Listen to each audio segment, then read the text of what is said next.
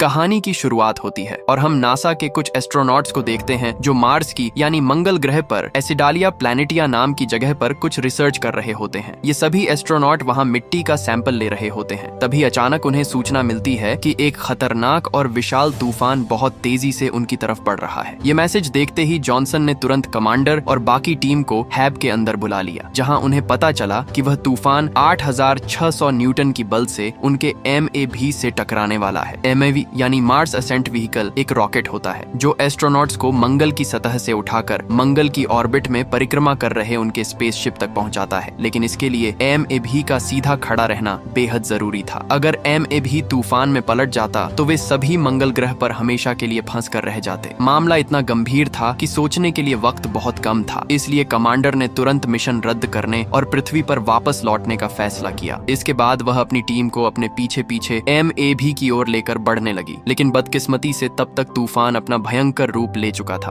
और हालात लगातार बद से बदतर होते जा रहे थे। कमांडर ने जैसे ही हैब का एयरलॉक खोला, उसी क्षण तेज तूफानी हवा का जोरदार झोंका अंदर घुस आया और उनके कदम डगमगा गए। लेकिन कमांडर ने किसी तरह खुद को संभाला और अपनी टीम को साथ लेकर MAV की ओर बढ़ने लगी। वे पांचों अंतरिक्ष यात्री अभी आधे रास्ते ही पहुंचे थे कि तभी मार्क वॉटनी नाम के एक एस्ट्रोनॉट से उनके हैब का टूटा हुआ एंटीना आकर जोर से टकरा गया, जिससे मार्क किसी तिनके की तरह हवा में उड़ता हुआ उस भयंकर तूफान में कहीं गुम हो गया। इतने में ही मार्टिनेज को अपने कंप्यूटर पर मार्क के स्पेस सूट से ऑक्सीजन लीक होने का सिग्नल मिला, जिसे देखकर मार्क के साथियों में खलबली मच गई। अगर मार्क के स्पेस सूट की सारी ऑक्सीजन बाहर निकल गई तो वह कुछ ही सेकंड्स में मारा जाएगा। ये जानने के बाद कमांडर और उसकी टीम अपनी पूरी जान लगाकर मार्क को ढूंढने में जुट गए। लेकिन उस भयंकर तूफान में एक दूसरे को देख पाना भी लगभग नामुमकिन था। वे सिर्फ सिग्नल की मदद से ही एक दूसरे से जुड़े हुए थे और मार्क से तो उनका संपर्क पूरी तरह टूट चुका था। आखिरकार वे मार्क को ढूंढने में नाकाम रहे। उधर दूसरी ओर MAV लगातार झुकता जा रहा था। कुछ पल के लिए कमांडर सन्न रह गईं, लेकिन वह जानती थीं कि एक के लिए बाकियों की जान दांव पर नहीं लगाई जा सकती। इसलिए बेक ने यह मान लिया कि बिना ऑक्सीजन के मार्क अब तक इस दुनिया से जा चुका होगा। ये सुनकर कमांडर भी आंखों में आंसू लिए MAV पर लौट आईं। इससे पहले कि MAV पूरी तरह पलट जाता, कमांडर ने उसे लॉन्च करने का आदेश दे दिया और वे सभी अपने दिल में मार्क की मौत का बोझ लिए पृथ्वी की ओर रवाना हो गए। लेकिन अगली सुबह जब मंगल ग्रह पर आया भयानक तूफान शांत हो जाता है, तब पता चलता है कि मार्क वॉटनी अभी भी जिंदा है। उस एंटीना का तार उसके सूट को चीरते हुए उसके शरीर के अंदर घुस गया था, लेकिन खून और उस तार ने मिलकर उसके सूट का प्रेशर स्थिर रखा और ऑक्सीजन को लीक होने से बचा लिया, जिसकी वजह से उसकी जान बच गई। जब उसकी आंख खुलती है तो वह खुद को हैब से बहुत दूर बिल्कुल अकेला पाता है। वह समझ गया था कि बाकी सभी तूफान से बचने के लिए यहाँ से कल रात ही निकल गए होंगे। मार्क ने उस रॉड को निकालने की बेवकूफी नहीं की, बल्कि उसे एंटीना डिश से अलग कर दिया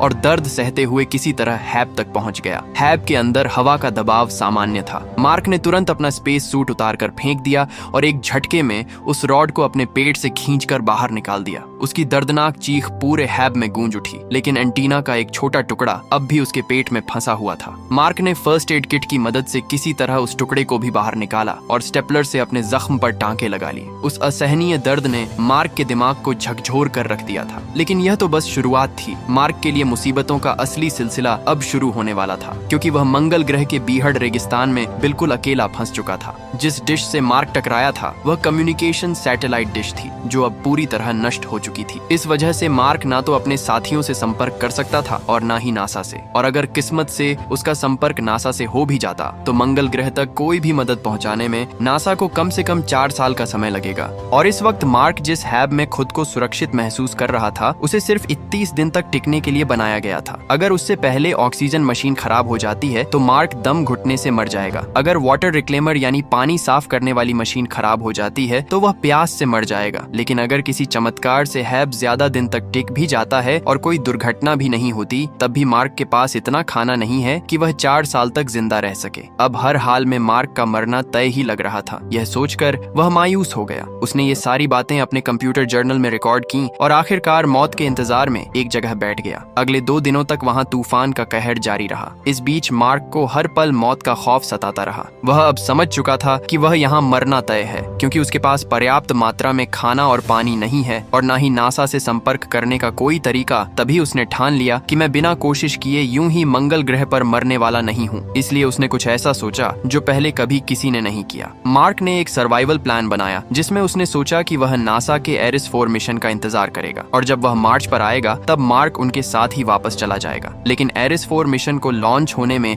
अभी 4 साल बाकी थे और इतने दिन तक जिंदा रहने के उसे खाना चाहिए। इसीलिए अपने पास मौजूद खाने की लिस्ट तैयार करने लगा। मार्क और उसके साथियों का खाना मिलाकर उसके पास केवल इतना ही खाना बचा था जिसे वह लगभग 1 साल तक ही चला सकता था, पर उसे तो 4 साल तक सरवाइव करना था। ये देखकर मार्क को कुछ समझ में नहीं आ रहा था कि अब करे तो करे क्या। तभी उसका नजर आलू पर जाता है और उसके दिमाग में एक आइडिया आता है। इसीलिए वह एक बड़ा फैसला लेता है कि वह मंगल ग्रह की इस बंजर जमीन पर खेती शुरू करेगा। उसके पास कुछ आलू उपलब्ध होते हैं और वह इन्हीं आलू को उगाने का प्लान बनाता है, लेकिन मिट्टी को उपजाऊ और फर्टाइल बनाने के लिए उसे ढेर सारे पानी की जरूरत पड़ने वाली है और मंगल ग्रह पर तो पानी का नमो निशान नहीं है। मार्क एक प्रोफेशनल बॉटनिस्ट है, इसीलिए उसे अच्छी तरह पता है कि फसल को उगाने के लिए किन किन चीजों की आवश्यकता पड़ती है। वह अब मंगल पर खेती शुरू करने की पूरी तैयारी में जुट जाता है। बॉटनी पहले एक जगह पर ढेर सारी मिट्टी इकट्ठी करता है और उसने उस जगह को खेत जैसी जमीन में बदल दिया। उस जमीन को उपजाऊ बनाने के लिए मार्क ह्यूमन वेस्ट यानी एस्ट्रोनॉट्स का मल ले आया, जिसकी बदबू बेहद खतरनाक थी, लेकिन मार्क ने उसे भी सहते हुए उससे खाद तैयार कर ली। फिर उसने आलूओं को 2 टुकड़ों में बांटा और उन्हें खाद के साथ जमीन में बो दिया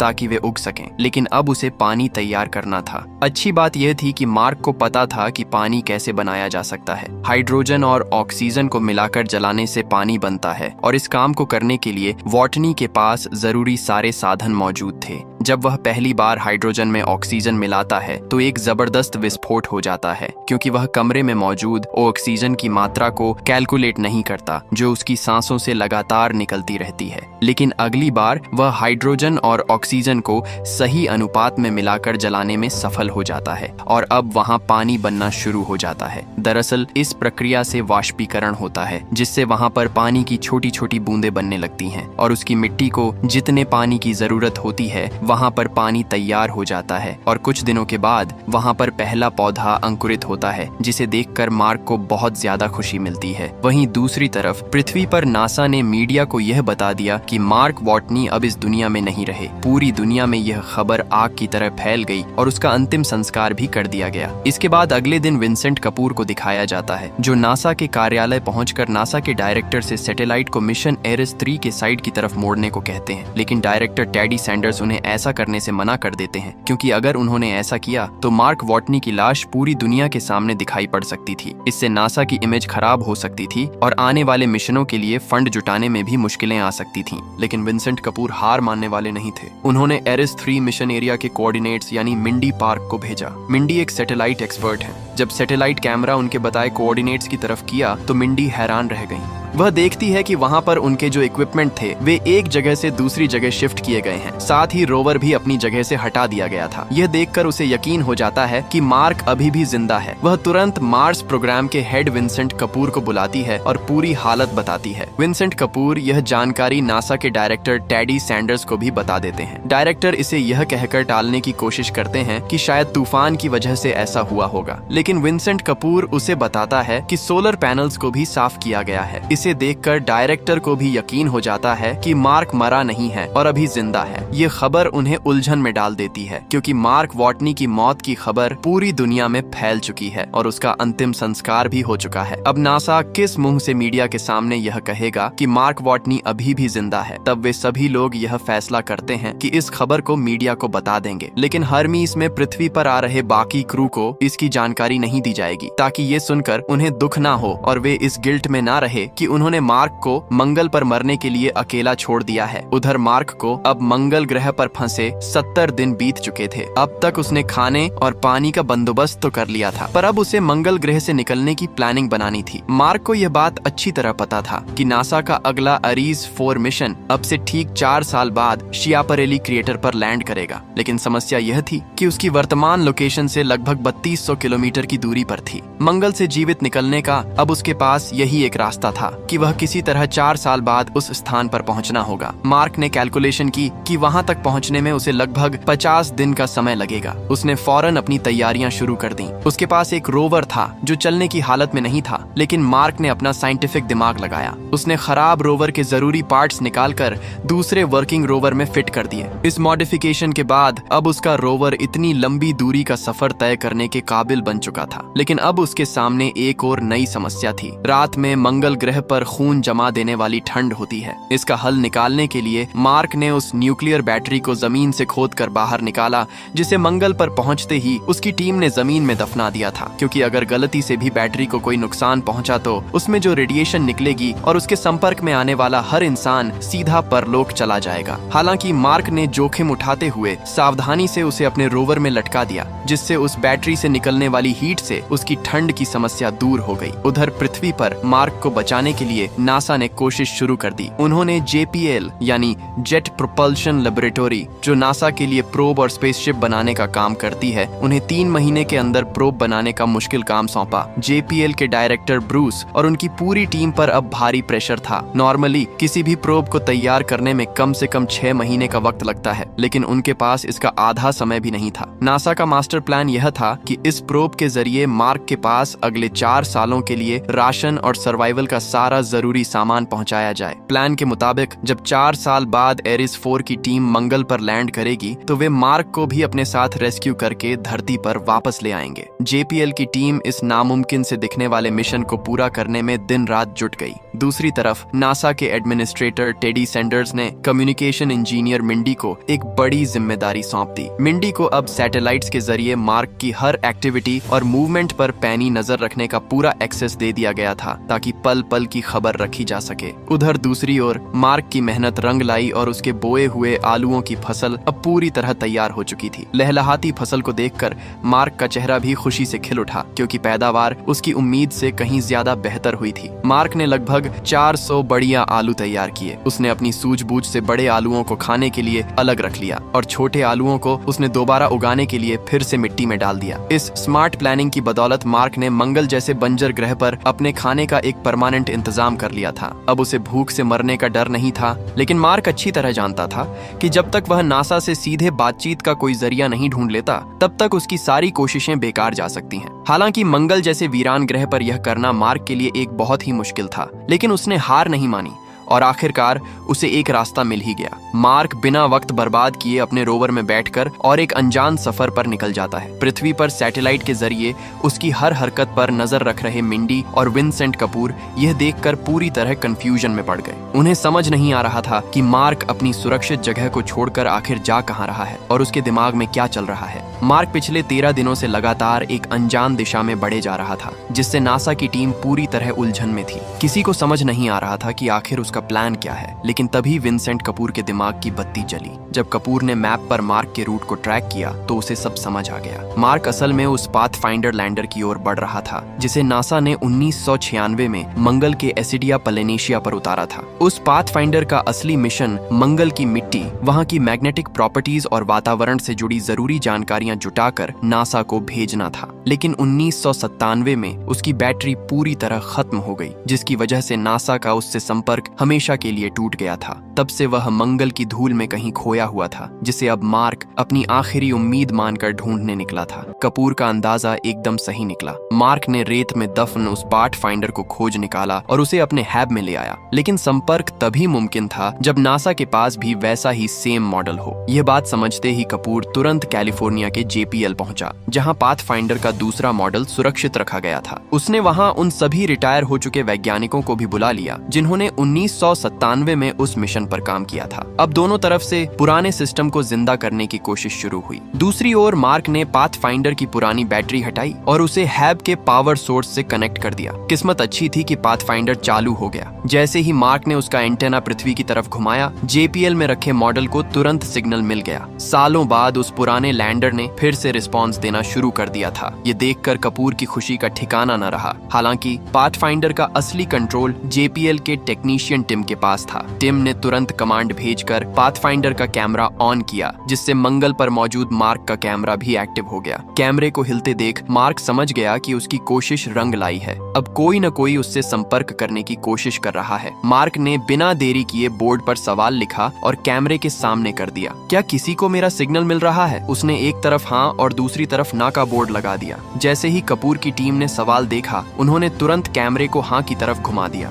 मंगल पर अपना कैमरा हाँ की तरफ मुड़ते देख मार्क की खुशी का ठिकाना नहीं रहा। उसे यकीन हो गया कि वह अब अकेला नहीं है। लेकिन अब भी मार्क के लिए विंसेंट कपूर से बातचीत करना आसान नहीं था, क्योंकि पृथ्वी से मंगल ग्रह की दूरी अधिक होने के कारण एक सवाल कपूर तक पहुंचने और कपूर का कैमरे को घुमाकर जवाब देने में करीब 1 घंटे का समय लग रहा था। और ऊपर से केवल मार्क ही कपूर से सवाल पूछ सकता था, वो भी हाँ या ना में, जबकि कपूर के उससे बात करने का कोई जरिया नहीं था। इस पर मार्क ने अपने साइंटिफिक दिमाग को काम पर लगाया। मार्क जानता था कि पाथफाइंडर का कैमरा 360 डिग्री यानी कि एक फुल सर्कल में रोटेट हो सकता है। इसलिए मार्क ने हेक्साडेसिमल नंबर सिस्टम को चुना। हेक्साडेसिमल के नंबर्स को ASCII कोड में कन्वर्ट करके शब्द बनाए जा सकते हैं। दूसरी ओर विंसेंट की टीम ने भी हेक्साडेसिमल को पाथफाइंडर के चारों ओर लगाकर मार्क से बात करना शुरू कर दिया। लेकिन क्योंकि यह तरीका बहुत धीमा था, इसलिए नासा के साइंटिस्ट ने मार्क को कुछ कोड भेजे, जिसकी मदद से मार्क ने अपने रोवर को पाथफाइंडर से जोड़कर रोवर के जरिए टेक्स्ट मैसेज में बात कर सकता था। नासा ने मार्क को मैसेज भेजा कि उन्होंने मार्क का रेस्क्यू मिशन शुरू कर दिया है और वह पहले उसके लिए जरूरी सामान भेजने वाले हैं। यह मैसेज पढ़कर मार्क बहुत खुश होता है और अब उसे बचने की उम्मीद नजर आने लगी। मार्क ने जब नासा से पूछा कि क्या उसकी टीम को पता है कि मैं जिंदा है, इस पर नासा ने जवाब दिया कि नहीं, जिसे पढ़कर मार्क को काफी गुस्सा आया। लेकिन अब नासा ने मार्क से संपर्क कर लिया था, तो उन्होंने क्रू को यह खबर देने का फैसला किया। ये सुनकर मार्क की टीम सदमे में आ गई। हालांकि उन्हें मार्क के जिंदा होने से खुशी तो हुई, पर उसे अकेला छोड़ देने का पछतावा भी हो रहा था। इस दौरान वह लगातार नासा को अपने और अपने हैब की कंडीशन की अपडेट भेजता रहता था। सब कुछ ठीक चल रहा था। मार्क की आलू की फसल भी अच्छी हो रही थी। लेकिन एक रात एक भयानक हादसा हुआ। एयरलॉक का बार बार इस्तेमाल होने के कारण वह प्रेशर नहीं झेल पाया और एक जोरदार धमाके के साथ फट गया। मार्क दूर जा गिरा और उसके हेलमेट में छेद हो गया। मार्क ने तुरंत टेप से छेद को बंद कर लिया। लेकिन जब वह हैब के अंदर पहुंचा तो मंगल की जानलेवा ठंड ने उसकी पूरी फसल और मिट्टी के जरूरी बैक्टीरिया को जड़ से खत्म कर दिया था। अब वहां दोबारा खेती करना नामुमकिन था। इसलिए मार्क बहुत उदास हो जाता है। उसके पास बचा हुआ खाना सिर्फ कुछ 100 दिनों के लिए था। पृथ्वी पर नासा मार्क के लिए एक सप्लाई मिशन भेजने की तैयारी करता है, लेकिन जल्दबाजी में बनाया गया वो रॉकेट लॉन्च के तुरंत बाद फट जाता है। मार्क की आखिरी उम्मीद भी टूट जाती है। उसने कमांडर ल्यूस को एक मैसेज भेजा कि अगर वह मर जाए तो उसके माता पिता को बताए उसके बेटे की मौत के पीछे एक बड़ा और नेक मकसद था। हालांकि मार्क ने अभी तक हार नहीं मानी थी, बल्कि वह हर हालात के लिए खुद को तैयार कर रहा था। दूसरी तरफ पृथ्वी पर चीन की स्पेस एजेंसी के चीफ साइंटिस्ट और डेप्यूटी चीफ साइंटिस्ट टीवी पर मार्क के रेस्क्यू मिशन फेल होने की खबर देख रहे थे। तभी चीन की स्पेस एजेंसी ने इंसानियत के नाते मदद का हाथ बढ़ाया और नासा को अपना एक तैयार बूस्टर रॉकेट देने का फैसला किया। नासा के पास एक और मौका था, लेकिन अब आता है कहानी का सबसे बड़ा game changer, rich Parnell. NASA का एक जीनियस लेकिन थोड़ा सनकी एस्ट्रोडायनामिस्ट। उसने एक क्रेजी लेकिन ब्रिलियंट प्लान बनाया जिसे रिच पर्नेल मैन्यूवर कहा गया। प्लान ये था कि हर्मेस स्पेसशिप को पृथ्वी पर लैंड कराने की बजाय पृथ्वी की ग्रेविटी का इस्तेमाल करके उसे एक गुलेल की तरह वापस मंगल ग्रह की ओर भेज दिया जाए। यह एक बहुत ही रिस्की प्लान था। नासा के डायरेक्टर ने इसे मना कर दिया, लेकिन मिशन डायरेक्टर मिच ने चुपके से यह प्लान हर्मेस की टीम को भेज दिया। अब फैसला टीम को करना था, या तो सुरक्षित घर लौटें या फिर अपनी जान दांव पर लगाकर अपने दोस्त को बचाने के लिए 500 से ज्यादा दिन का एक और सफर करें। बिना एक पल सोचे पूरी टीम ने फैसला किया, we are going back for him. अब मार्क को भी अपने हिस्से का काम करना था। उसे 50 दिन का लंबा सफर तय करके एरिस 4 मिशन के लिए पहले से रखे MAV तक पहुंचना था। यह एक अकेली और खतरनाक यात्रा थी, जिसमें वह कच्चे आलू खाकर गुजारा कर रहा था और खुद को स्पेस पायरेट भी कहता था, क्योंकि वह अपनी मर्जी से MAV की तरफ बढ़ रहा था। मार्क मंगल ग्रह पर जहां भी जाता वहां कदम रखने वाला वह पहला इंसान बन जाता था। इसी जज्बे ने मार्क के मनोबल को गिरने नहीं दिया था। आखिरकार मार्क MAV तक पहुंच गया, लेकिन MAV को इतना हल्का करना था कि वो ऑर्बिट तक पहुंच सके। इसीलिए नासा ने उसे MAV की खिड़कियां, कंट्रोल पैनल और यहाँ तक कि उसकी नोक यानी कि नोज कोन भी निकालने को कहा। बेसिकली मार्क को एक ओपन टॉप यानी कि कन्वर्टेबल रॉकेट में उड़ना था, जिसके ऊपर सिर्फ एक त्रिपाल यानी कि एक टार्प लगा हुआ था। उधर हर्मिस मंगल के ऑर्बिट में पहुंच चुका था। मार्क ने MAV लॉन्च किया। लॉन्च के दौरान MAV की रफ्तार इतनी तेज थी कि वो त्रिपाल फट गया और मार्क बेहोश हो गया। हालांकि मार्क का MAV रॉकेट से अलग होकर मंगल की परिक्रमा तो करने लगा था, लेकिन बदकिस्मती से हर्मिस से उसकी दूरी 68 किलोमीटर, जिससे लुइस का मार्क को अपनी शिप पर ला पाना नामुमकिन था। इस पर लुइस ने मार्टिनेज को हर्मिस का इंजन स्टार्ट करने को कहा और वे थ्रस्टर्स की मदद से हर्मिस को जितना हो सके MAV के करीब ले गए। पर उधर मार्क अब भी MB में बेहोश पड़ा था। जब मार्क होश में आया तो मार्क की आवाज सुनकर लुइस और उसकी टीम को बहुत खुशी हुई, लेकिन मार्क के MAV और हर्मिस के घूमने की रफ्तार में 42 मीटर प्रति सेकंड का फर्क था, जिससे अब भी मार्क को हर्मिस पर ला पाना नामुमकिन था। अगर वे हर्मिस की घूमने की रफ्तार को कम करके MAV की रफ्तार के लगभग बराबर ले आए, तभी वे मार्क को पकड़कर हर्मिस पर ला सकते थे। लेकिन इसके लिए वे दोबारा हर्मिस का इंजन स्टार्ट नहीं कर सकते थे, क्योंकि उनके पास इतना फ्यूल नहीं बचता कि वे वापस पृथ्वी पर लौट पाते। उसे पकड़ने के लिए कमांडर लुइस ने एक और क्रेजी प्लान बनाया। उन्होंने स्पेसशिप के एयरलॉक में एक छोटा सा बम फोड़कर उसकी स्पीड को एडजस्ट किया। फिर भी दूरी बाकी थी। तब मार्क ने अपना आखिरी दांव खेला। उसने अपने स्पेस सूट के ग्लव में एक छोटा सा छेद किया और हवा के प्रेशर का इस्तेमाल करके आयरन मैन की तरह उड़ता हुआ हर्मिस की तरफ बढ़ा। कमांडर लुइस रस्सी के सहारे उसे पकड़ने के लिए आगे बढ़ी। एक पल के लिए लगा कि वो उसे पकड़ नहीं पाएंगी, लेकिन मार्क ने रस्सी पकड़ ली और फाइनली उसे स्पेसशिप के अंदर खींच लिया गया। ये खबर सुनकर नासा और पूरी दुनिया खुशी से झूम उठी। इतने महीनों तक मंगल ग्रह पर अकेले फंसने के बाद मार्क वॉटनी अपने दोस्तों के पास अपने घर वापस आ गया। पृथ्वी पर पहला दिन मार्क के लिए एक नई जिंदगी की शुरुआत थी। अब वह नासा के लिए अंतरिक्ष यात्रियों को ट्रेनिंग देता है और उन्हें भी अपने संघर्ष की कहानियों से प्रेरित करता है। इसी के साथ यह कहानी समाप्त होती है।